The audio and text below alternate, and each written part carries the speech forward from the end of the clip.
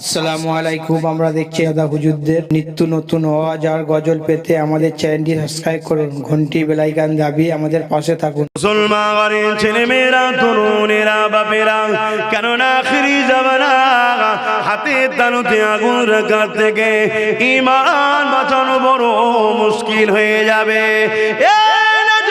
তরুণেরা আমার ছোট জলপিকে লাজ করতে করতে বলতেন, কানা মৌলবী তোর জিভ টেনে ছিঁড়ে ফেলে জেল খাটতে হয়, জেল খাটবো। আমার নবীকে আমাদের মতো মানুষ বলি, নবী মরে গেছে বলিস, নবী বড় ভাই বলিস, নবীর অক্ষর জ্ঞান নেই বলিস।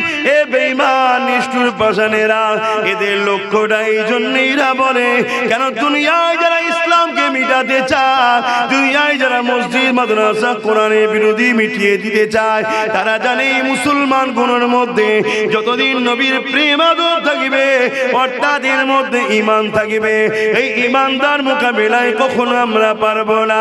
তাই এদেরকে বেঈমান বানাতে হবে। কি করে বেঈমান বানানো যায়? নামাজ কাজা করলে বেঈমান হয় না, কবিরা গুনাহ হয়। রোজা কাজা করলে বেঈমান হয় না, কবিরা গুনাহ হয়। মালদার আশা রয়েছে, হজ করেনি, কবিরা গুনাহ হবে, বেঈমান হবে না। দাড়ি চেটেছে, ফাসিক হবে, কবিরা গুনাহ হবে, বেঈমান হবে না। তাহলে কি করা যাবে? এদের দিল থেকে আল্লাহ নবীর প্রেম আদবকে বার করে নিতে হবে। যদি না বারো করতে পারো, এদের সামনে নবীর বিরুদ্ধে বুমরা ভাষা বলো, যদি চুপ করে শুনে নেয়, সঙ্গে সঙ্গে সে বেঈমান হয়ে যাবে। তাই বেঈমান দুনিয়া জমিনে যদি কোটি কোটি থাকে, তাহলে জালিমদের মোকাবেলায় মসজিদ মাদ্রাসা রক্ষা করতে পারবে না। আর ইমানদারের সংখ্যা যদি একজন থাকে, আর ইমানদার যদি খাজা মঈনুদ্দিন আজমেরি হয়, পৃথিবীর সমস্ত শক্তি তার কদমের কাছে মাথা নত করবে।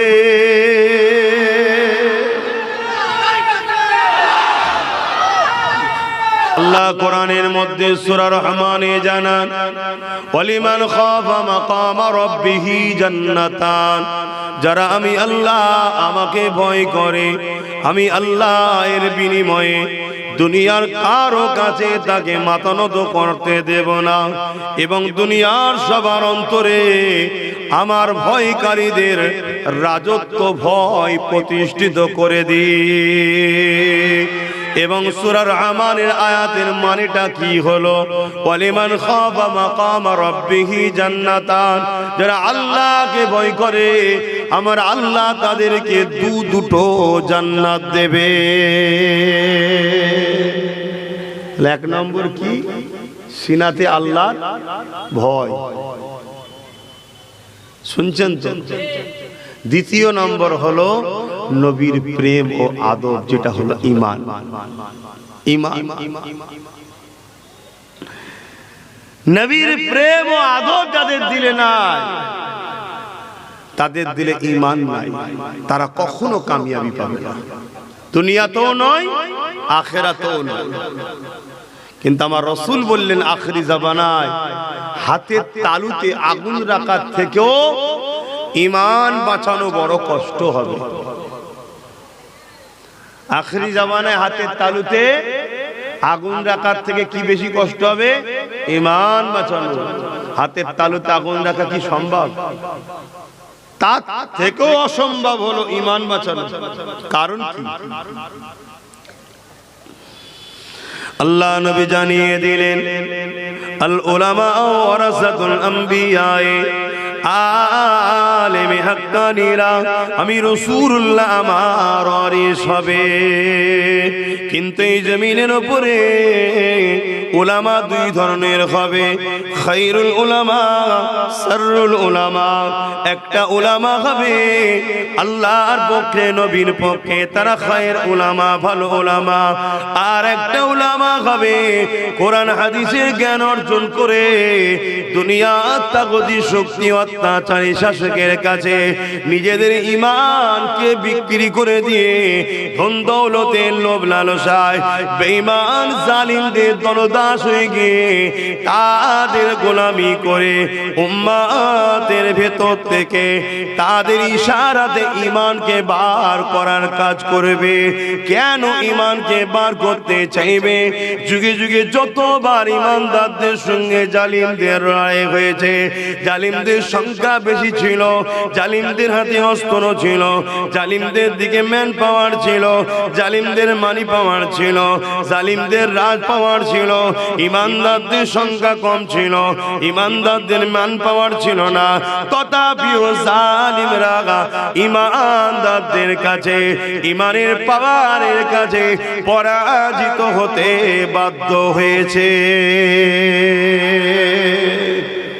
আল্লাহ নবীকে সাহাবারা বলতে লাগলেন, ইয়া রাসূলুল্লাহ, হাবিবাল্লাহ, আমরা আপনার দরবারে বসে বসে আপনি ওয়াজ করছেন, আমরা শুনছি, আপনার সোহবতে বসা আমাদের নসিবে হয়েছে, আপনার চেহারা মোবারক দেখতে দেখতে কোরআনের কথা শুনছে। ইয়া রাসূলুল্লাহ, হাবিবাল্লাহ, আপনি দুনিয়া থেকে যখন চলে যাবেন, আখিরাতের রাস্তায় রওনা দেবেন, ইয়া রাসূলুল্লাহ, হাবিবাল্লাহ, ওই সময় আপনার যারা উম্মতিরা আসবে তারা তো আপনাকে দেখতে পাবে না, আপনার সোহবতে বসে দ্বীনের আলোচনা শুনতে পাবে না। ইয়া রাসূলুল্লাহ, হাবিবাল্লাহ, আমরা যে নিয়ামতটা পাচ্ছি ওই নিয়ামত থেকে তারা তো মাহরুম হয়ে যাবে, তারা তো এই নিয়ামত থেকে বঞ্চিত হয়ে যাবে। আল্লাহ নবী বলেছিলেন, হে আমার সাহাবারা, চিন্তা করো না, আল উলামা ওয়ারাসাতুল আম্বিয়া, আমি রাসূলুল্লাহ জানিয়ে দিলাম, আমার ওয়ারিস যারা হবে, ওই ওয়ারিসদের মাহফিলে যারা বসবে তাদের মুখের দিকে তাকিয়ে তাদের মাহফিলে বসে আমি রাসূলুল্লাহ আমার কথা শুনবে, আল্লাহর কথা শুনবে, আমার পক্ষে আল্লাহর পক্ষে কথা বলবে। ওই মাহফিলে বসে যারা থাকবে, এ সাহাবারা, তোমরা আমার মাহফিলে বসে যে নেকি যে নিয়ামত পেতে লেগেছো, ওই আমার ওয়ারিস সালেম হাক্কানীদের মাহফিলে যারা বসবে, আল্লাহ পাক তাদের আমলনামায় ওই নেকি দান করে দেবে। উলামাদেরকে ভালোবাসতে হবে না, হবে না? উলামাদের সোহবতে বসতে হবে না, হবে না? একটু হ্যাঁ কি না বলে? হ্যাঁ, তারা নবীর পক্ষেই তো। কিন্তু আবার নবী কি বলে, বাবু মোবাইল রাখো না, আবার নবী কি বললেন, সব থেকে নিকৃষ্ট হবে কারা? তাহলে আপনাকে খুঁজতে হবে, খুঁজতে হবে। তো খুঁজবেনটা কি করে? আপনার দাম মানুষ, আপনি চাষের কথা বললে ভালো বোঝেন, আমি বুঝি না। আপনি দোকানদারির কথা বললে ভালো বোঝেন, আমি বুঝি না। ঠিক তো নাকি? যে যার লাইনের। তা আপনাদের মতো সরল পিরান আম মানুষ, নিরীহ উম্মতে মুহাম্মাদি ধর্মকে ভালোবাসেন, কোরআনকে ভালোবাসেন, লাখ লাখ টাকা খরচ করে মাহফিল দেন, তাই তো? তা চিনবেন কি করে? আমি খুব সঠিকভাবে আপনাকে বলছি, এখন যদি কেউ বিশেষ একটা কোন রাজনীতির দলের এখানে নেতা আছে, সে নেতা যদি এসে তার দলের নেতা বা নেত্রীর বিরুদ্ধে কথা বলে, বাকি যারা ওখানে বসে থাকে তারা কি বলবে? এক কথা মানা যাবে? কথা বলছেন না? আরে এ দাবি করছে আমি অমুক দলের, আর বক্তব্য দিচ্ছে তার লিডারের বিরুদ্ধে, এই তার মানে চট করে লোক ধরে যাবে, এ মনে হয় চিটিং ভাই, ঠিক না বেটি? তার মানে যে যে দলের স্যাম্পল নিয়ে আসবে সে উঠে স্বাভাবিক তার লিডারের গুণগান গাইবে। তার লিডার যদি চোর হয় বলবে আল্লাহর ওলি, যাই হোক বলবে ভালো, তাই তো নাকি? দুনিয়ার স্বার্থে, দুনিয়ার লিডারের, দুনিয়ার দুদিনের এই নেতার যদি সামান্য বিরুদ্ধে কেউ বলে, ওপর নেতা নেতৃত্ব তাকে বাদ দেবে দল থেকে, জনগণ বলবে এ 2 নম্বর। তাহলে আমার রাসূলের ওয়ারিস দাবি করে নবীর মেম্বারে আসবে আর কথা বলবে নবীর শান মর্যাদাকে ছোট করা। এ তাহলে কি আমার নবীর হতে পারে? কথা বলছো না তো? তার ভাষাতে দীর্ঘক্ষণ আলোচনা হবে, সব আলোচনা করবে, নবীর কথা বলতে চাইবে না। মেরাজের মাসে তো রাসূলুল্লাহ যে আল্লাহর দিদারে গেছে, এই দিদারের আলোচনার পক্ষে বলবে না, উপরন্তু বলবে না আল্লাহকে দেখে না। এটা হলো নমুনা। শুনছেন তো নাকি? আপনার আম মানুষ চিনার রাস্তা বুঝতে পারছেন তো? সোনা বোঝেন? সোনা তো সোনা যদি আপনি অরিজিনাল না ডুপ্লিকেট চিনবেন কিভাবে? কোষ্ঠী পাথর। তা দাড়ি আছে, টুপি আছে, ইসলামের দাবিদার মুসলমান, একজন সে দাবি করেছে মুসলমান নয়, ইসলামের নয়, তাকে তো চিনা যায়, ঠিক না বেঠিক? কিন্তু মৌলানা দাবি করে, মুফতি দাবি করে, মৌলানা দাবি করে 73-72টা দল হবে, মোট 73-72টা ফেরকা, একটা জামাত। তো এই যে 72টা দল হবে, তাতেও তো আলেম উলামা থাকবে। আপনারা আম মানুষ চিনবেন কি করে? শোনা না হয় কোষ্ঠী পাথর দিয়ে চিনা যায়। এই চিনতে গেলে মুহাম্মাদুর রাসূলকে লাগবে। জোরে বলুন সুবহানাল্লাহ। কেউ যদি কারো নামাজ দেখে চিনতে যায়, ঠকে যাবে। কেন? মুমিনও নামাজ পড়ে, মুনাফিকও নামাজ পড়ে। কেউ যদি রোজা দেখে পরীক্ষা করে যে রোজা আছে নাকি দেখো, ঠকে যাবে। মুমিনও রোজা রাখে, মুনাফিকও রোজা রাখে। কেউ যদি হজ দেখে পরীক্ষা করতে যায়, সেখানেও ঠকে যাবে। কেননা মুনাফিকও হজ করে, মুমিনও হজ করে। কেউ যদি দাড়ি, টুপি, জুব্বা, পাগড়ি দেখে চেক করে, তাহলে ঠকে যেতে হবে। কেননা মুমিনেরও দাড়ি, টুপি, জুব্বা থাকে, মুনাফিকেরও থাকে। কেউ যদি দান খায়রাত দেখে পরীক্ষা করে, তাহলে ঠকে যাবে। কেননা মুমিনও দান খায়রাত করে, মুনাফিকও করে। কেউ যদি মসজিদ বানানো দেখে, মাদ্রাসা বানানো দেখে, বড় মুফতি দেখে, বড় মাওলানা দেখে, আরে 50 বছর হাদিস পড়াচ্ছে, 50 বছর তাফসীর পড়াচ্ছে, এ মনে হয় বড় ইমানদার। এই দিক দিয়ে কেউ যদি পরীক্ষা করে, সেও ঠকে যাবে। কেননা মুনাফিকও হাদিস পড়ায়, মুমিনও হাদিস পড়ায়। তাহলে পরীক্ষা করার একটাই মাত্র রাস্তা, তার দিলেতে আমার নবী আছে কিনা দেখো, সে নবীকে আজমত করে কিনা, নবীর শান, মর্যাদা, প্রেম, ভালোবাসা, আদর তার হৃদয়ে আছে কিনা দেখো।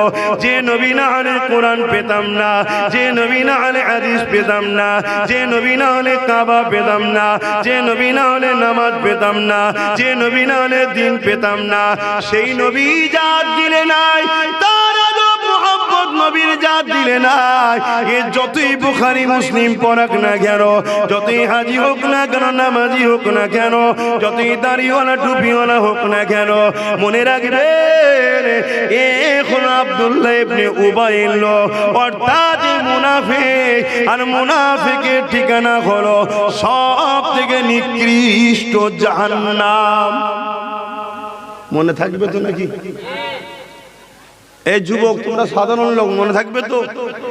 বড় মাওলানা দেখেছো, সম্মান করো, কিন্তু সম্মান করার আগে পরীক্ষা করো যে ও আমাকে নবীর সঙ্গে জুড়তে চাইছে না নবীর থেকে সরাতে চাইছে। ওর মুখের কথাই নবীর শান মর্যাদা বাড়ছে, মানে নবীকে শান মর্যাদার পক্ষে বলছে না নবীকে খাটো করছে। শুনছেন তো? ও আমার নবীর কথা শোনাতে চায়, আর না ঘন্টার পর ঘন্টা অন্য কিছু ইসলামের আলোচনা করে পালিয়ে যেতে চায়। খেয়াল করো, আমার কথাই যদি কারো কোনো আপত্তি থাকে বলবেন, বা আমি খুলে বুঝাবো, আর কোনো অসুবিধা নেই। আপনার আমার পীরের বাচ্চা সব, কোনো অসুবিধা নেই। আল্লাহ শকর, সমাজ আমাদেরকে বলে, সমাজ আমাদেরকে বলে, আর সমাজকে শিখিয়েছে ওই সকল গুস্তাগে নবী, মুনাফিক উলামারা। ওরা বাপ দাদুর কথা বলে, ওরা কি জানে? পীরের ছেলে পীর সেজে বসে গেছে, নাউজুবিল্লাহ মিন জালিক, লা হাওলা ওয়ালা কুওয়াতা ইল্লা বিল্লাহিল আলিয়্যিল আযীম। মুজাদ্দিদ আল-ফিসানি হুজুর বলছে, কোন হাক্কানি মুর্শিদ, হাক্কানি পীর, হাক্কানি শায়েখ যদি কাউকে বিলায়েত এবং বায়াতের দায়িত্ব না দেয়, তার হাতে বায়াত হওয়াটা হলো জাহান্নামে যাওয়ার জন্য যথেষ্ট। কথা শুনছেন তো? আর হাক্কানি ওলি সব থেকে বড় নমুনা হলো সে রাসূলের প্রেমিক হবে। তাহাজ্জুদ পড়েছে, নবীর প্রেম নেই, ও হাক্কানি ওলি নয়, ও শয়তান একটা। আমার কথা নিতে পাচ্ছেন তো নাকি? না ভাষা করা হয়ে যাচ্ছে? আর ইবলিস শয়তান 6 লক্ষ বছর বা 7 কোটি বছর ইবাদত করেছে না করেনি? জমিন আসমানের কোন জায়গা আছে সেজদা দিতে বাকি আছে? এই যে বসে আছি সব ইবলিসের সেজদা দিয়া আছে। এই যে তোমাদের মসজিদ পরে হয়েছে, তার আগে ইবলিস সব সেজদা দিয়ে ভরিয়ে ফেলেছে। জান্নাতে যখন খুশি ঢুকতো আর বেরোতে ফেরেশতারা দুলা দিত, এত ভিআইপি। একদিন আল্লাহ বলল আদমকে সেজদা কর। ও সেজদাটা ছিল কিবলা হিসাবে, তাজিম হিসাবে। যেমন আমরা কাবাকে সেজদা করি, কিন্তু কাবার ইবাদত করি নাকি? না, আদম নবীর ইবাদতের সেজদা ছিল না, তাজিমি। সেজদা করো। সমস্ত ফেরেশতারা করলো। ইবলিস বলল আমি আগুনের তৈরি, আর এখন বলছে আমি মুফতি। ও কি বোঝে আমি মুফতি? আলহামদুলিল্লাহ, আল্লাহ তোমায় মুফতি করেছে, ভালো কথা তো। কিন্তু অহংকার করে ইবলিসের মতো কাফের হয়ে যাচ্ছিলি তো। শুনছেন না? শোনেন, এই ছেলেটার মাথায় টুপি নেই, এই ছেলেগুলোর মাথায় টুপি নেই, প্যান্ট শার্ট পরা, মুখে দাঁড়িয়ে নেই। এই কাফের নাকি? গুনাহগার, ফাসিক, বদমাইশ, হালকা বয়সে ভুল করছে। আল্লাহ এদেরকে হেদায়েত করুক, বলুন আমিন। কিন্তু কাফের কি? কিন্তু বড় মুফতি, বড় মাওলানা, বড় হুজুর, বড় হযরত, বড় বক্তা, বড় শাইখ, বড় শাইখুল হাদিস, স্কলার, মিশর পড়েছে, মদিনা পড়েছে, 50 বছর শিক্ষকতা করছে। মুখের ভাষা আমার নবীর শানে বিয়াদবি। শুনছেন তো বাপ? আমার আল্লাহ বলছে ওকে জাহান্নামে ঢুকাবো আর বার করব না। ও ফি নারে জাহান্নামা খালিদিনা ফিহা আবাদা। ও বেঈমান মালাউন আমার গুস্তাকে রাসূল করেছে, আমার বন্ধুর সাথে বিয়াদবি করেছে, কাফের, জাহান্নামে যা। আরে দুনিয়ার মানুষ, ইবলিসকে দেখলিনি তোরা? 6 লক্ষ বছর বা 7 কোটি বছর দুরকম পরিচিতই বলেছে। আমি আল্লাহ আমায় সেজদা করেছে। যখন আমি বলেছিলাম আমার দরবার থেকে একজনকে খুব শিগগিরই বিতাড়িত করব, কাবার গিলাফ ধরে কেঁদেছে। ফেরেশতাদের যে কাবা আছে সেখানে কেঁদেছে, সব জায়গায় কেঁদেছে। আর যাকে বিতাড়িত করা হবে তার জন্য বদদুয়া পর্যন্ত করেছে। কিন্তু যেদিন আমি আল্লাহ বললাম আমার শ্রেষ্ঠ মখলুক আদমকে সেজদা কর, আদমকে সেজদা করাবার কারণ কি? শ্রেষ্ঠত্বের মর্যাদা দিবার জন্য। ফেরেশতার থেকেও শ্রেষ্ঠ, জিনের থেকেও শ্রেষ্ঠ, শ্রেষ্ঠের কাছে মাথা নত কর। সবাই করলে, ইবলিস করলো না। আমি আল্লাহ ওর 7 লক্ষ বা 7 কোটি বছরের ইবাদতের দিকে আর তাকাইনি। আমি আল্লাহকে বলেছি বেরো কাফের আমার দরবার থেকে। বলেছ না? বলেন। শ্রেষ্ঠ মখলুকের শ্রেষ্ঠ মুহাম্মদ সাল্লাল্লাহু আলাইহি ওয়াসাল্লাম, সেই নবীকে যদি আদমের ভাষা না বলা হয়, আল্লাহ তোমার আমার মতো হুজুর, মুফতি, বক্তা নেবে? আল্লাহ তো বলবে এই বেঈমান মালাউন কাফের, বেরো জাহান্নামে যা। তোমার বন্ধুকে তাজিম করতে পারিস? হ্যাঁ, তোরা কোরআন পড়িসনি? আমার বন্ধুর গলার আওয়াজের উপরে কারো আওয়াজ হলে জিন্দেগির আমল বরবাদ করে দেবো বলেছি। আর এখানে তুই আওয়াজ তো দূরের কথা, আমার বন্ধুর সামনে ভাষা ইউজ করছিস কি? আমাদের মতো মানুষ মরে গেছে, শাফাত করতে পারবে না, ইত্যাদি ইত্যাদি নোংরা নোংরা ভাষা বলছে না, বলেন? আচ্ছা, কোনো বলার কারণটা কি? বলার কারণ কি? আমাদেরকে বেঈমান বানাবে। যদি বলেন সে বলছে তো আমি বেঈমান হব কি করে? শোনেন কিভাবে বেঈমান হবে। কেউ ইসলামের অন্য কোনো বিষয়ের উপরে যদি বিরোধী করে, আপনি যদি প্রতিবাদ না করে দূরে সরে যান, আপনার ঈমান থাকবে কিন্তু দুর্বল। বুঝাতে পারছি? ঈমান থাকবে কিন্তু দুর্বল ঈমান। আর নবী পাকের বিষয়ে কোনো জায়গায় সমালোচনা হচ্ছে, আপনি জানের ময়া করলেন, কেসের ভয় করলেন, মালের ময়া করলেন, সমাজ কি বলবেই ভাবলেন, আপনি চুপ করে সরে গেলেন, আপনি কাফের হয়ে যাবেন। শুনছো ভাইরা? এই যেমন আমি আজকে আমার কথা বলছি, এখন তো আমি চিন্তা করতে পারি এইসব বিষয়ে বলার দরকার নেই বাবা।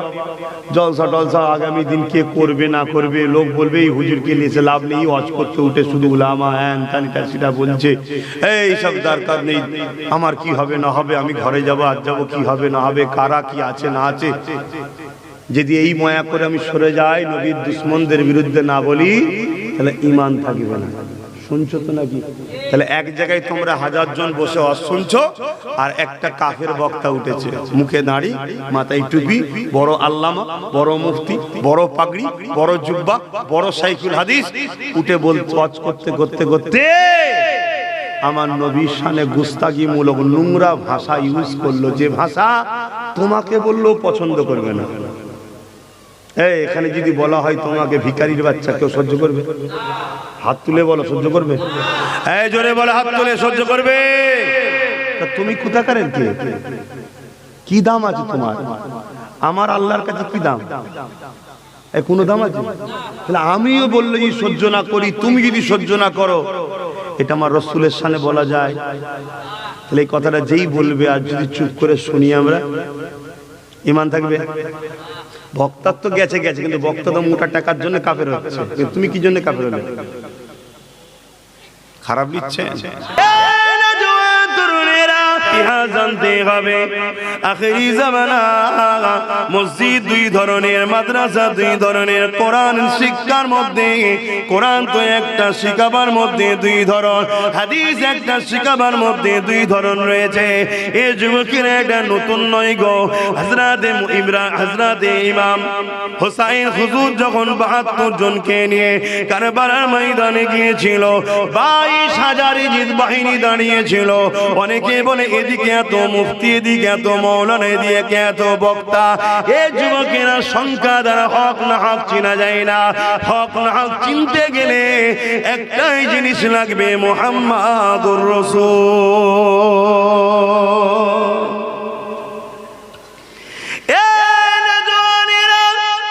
আল্লাহ পাক কোরআনের মধ্যে জানিয়ে দিলে, এ আমার হাবিব, মুনাফিক তো তারা যারা আমি আল্লাহ আমার দিকে ছুটে ছুটে আসবে। মন দিয়ে শোনেন বাপ জানেরা, মন দিয়ে শোনেন আম্মা জানেরা, ভাইরা বোনেরা, আল্লাহ নবী পাককে জানাচ্ছে, হাবিব, মুনাফিক তো তারা যারা কিনা আমি আল্লাহ আমার বেলায় ছুটে ছুটে আসবে, নামাজের জন্য ছুটে ছুটে, রোজার জন্য ছুটে ছুটে, হজের জন্য ছুটে ছুটে, দান খায়রাতে ছুটে ছুটে। কিন্তু হাবিব আপনার আলোচনা, আপনার শান, আপনার মর্যাদার বেলায় তাদের ঠোক গিলবে, বলতে চাইবে না, তাদের ইতস্তি বোধ হবে। এত কথা বলা যাবে না, এত সম্মান বাড়ানো যাবে না। আমি আল্লাহ জানিয়ে দিই, এরাই হলো সব থেকে বড় মুনাফিক। শুনছেন তো নাকি? আল্লাহ নিজে বলছে, হাবিব মুনাফিক চেনে, আমার নবীকে জানাচ্ছে, তারা হলো বড় মুনাফিক। তারা যারা আমি আল্লাহ আমার বেলায় আমার দিকে ছুটে ছুটে যাবে, আর আমার নবীর বেলায় তারা ইতস্ত বোধ করবে।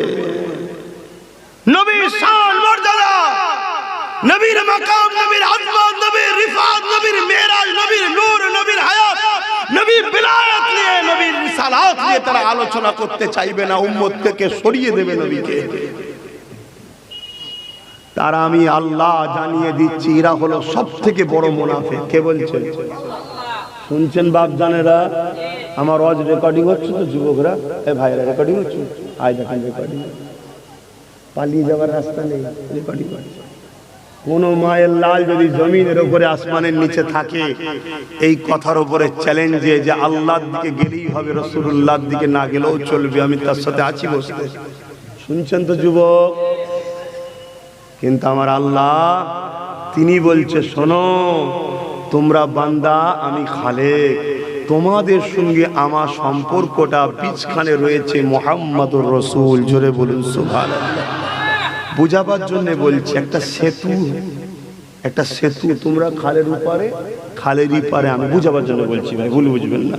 সেতুটা পার হয়ে আমার কাছে আসতে হবে।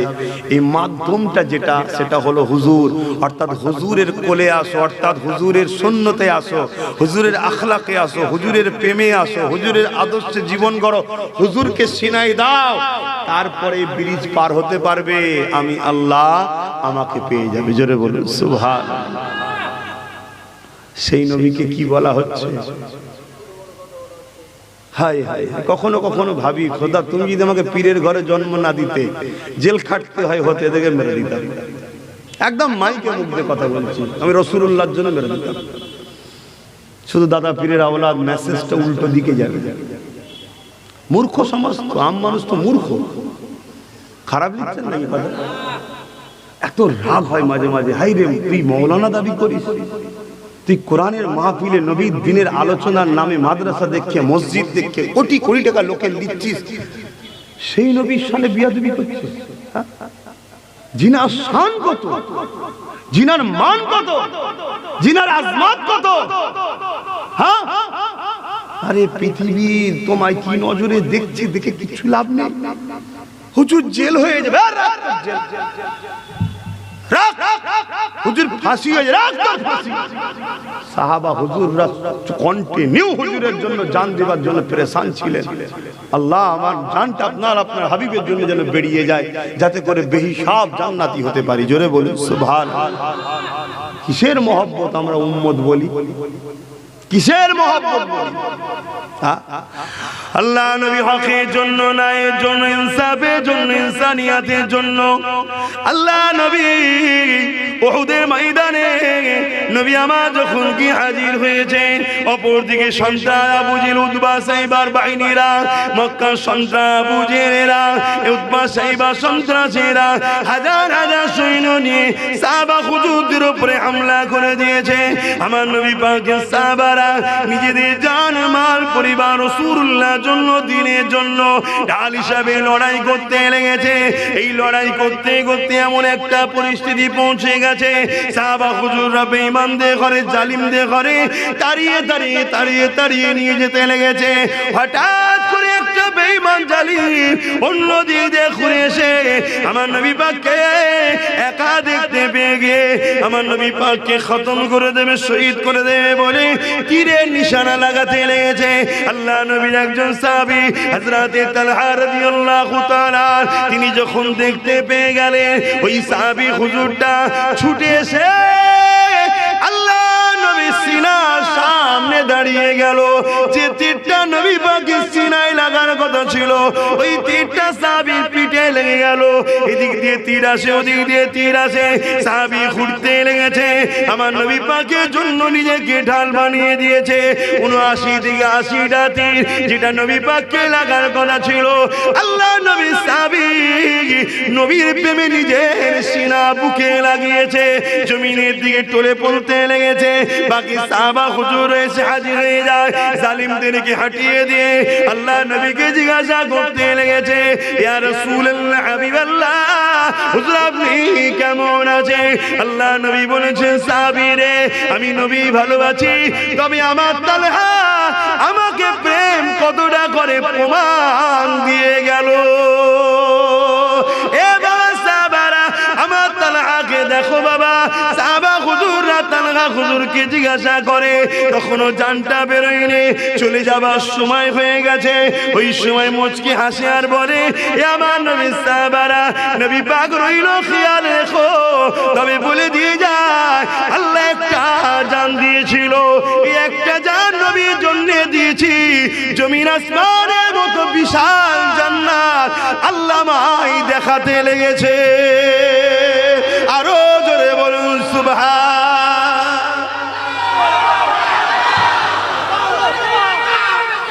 দরুদ শরীফ আল্লাহুম্মা সাল্লি আলা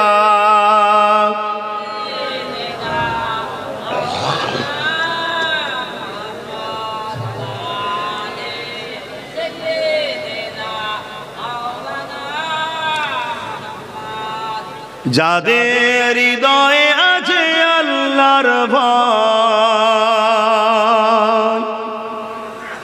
তারা কবুল না আল্লাহর প্রেম ছাড়া এই দুনিয়া কারো কাছে কোনো কিছু চাই না। আরো জোরে বলে হ্যাঁ, তারা আল্লাহরই প্রেম চায়। আর আল্লাহর প্রেমিক কারা? যারা মুহাম্মদ রাসূলের প্রকৃত আশিক তারাই। জোরে বলুন সুবহানাল্লাহ। যাদের হৃদয়ে আছে আল্লাহর ভয় তারা কবু নবী ভুলে যায় না। আল্লাহর প্রেম ছাড়া এই দুনিয়া কারো কাছে কোনো কিছু চাই না। রাতের আঁধারে যারা সেজদাতে রয় দু চোখের আশোতে নদী যেন বয়। রাতের আঁধারে যারা সেজদাতে রয় দু চোখের আশোতে নদী যেন বয়। ছলনার আচানি যত আসো, ছলনার আচানি যত আসো, টাকা দেবো, গাড়ি দেবো, বাড়ি দেবো, কাই কাই করে আলো জ্বলবে, আমার দিকে আসো। বুঝছেন না? বুঝেন না? এগুলো ছলনা। এই ছলনার হাতছানি যতই আসুক, মানে অফার যতই আসুক, পিছন দিকে তাকাবে না তারা। তারা আল্লাহ রাসূলের। জোরে বলুন সুবহানাল্লাহ।